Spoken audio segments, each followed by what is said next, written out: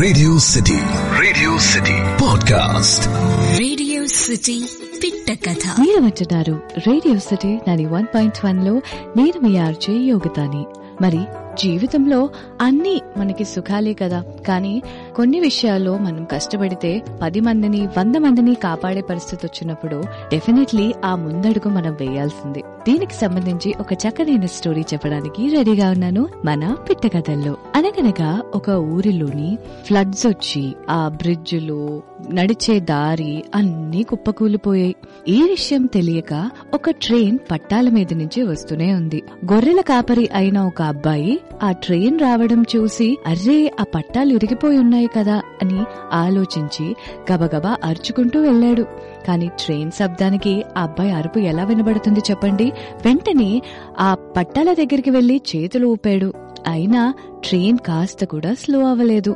ఏం చేయాలో అర్థమవని ఆ సమయంలో ఆ అబ్బాయి తన ఒంటికున్న షర్ట్ చింపి ఎగరేశాడు. ఎగరేసిన తర్వాత కూడా కాస్త తనకి డిఫరెన్స్ కనబడకపోయేసరికి తన చేతిని తనే రాయతో కట్ చేసి ఆ టీషర్ట్ నిండా బ్లడ్ వేసి రెడ్ కలర్ ఫ్లాగ్ ని ఊపారు. అప్పుడు గాని ట్రైన్ ఆగలేదు. అయినా ఆ చిన్న చేతికున్న దెబ్బ గురించి ఆలోచిస్తే ట్రైన్ లోని కొన్ని 100 మంది చనిపోదురు కదా.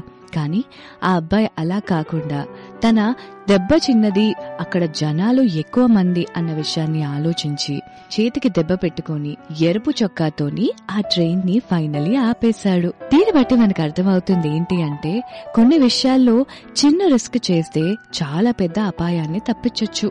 అలాంటి పరిస్థితుల్ని కొంచెం మనం గమనించి దానికి అనుకూలంగా దెబ్బ మనకైనా ఎక్కువ మంది బతుకుతారు అన్న ఒక హోప్ ఉంటే డెఫినెట్లీ ఆ ముందడుగనేది మనం వేయాల్సిందే. చాలా చక్కనైన స్టోరీ విన్నారు కదా. ఇలాంటి అమేజింగ్ స్టోరీస్ వినడానికి keep listening to me only on Radio City 91.1. నేను మీ RJ Yogitha. Radio City podcast.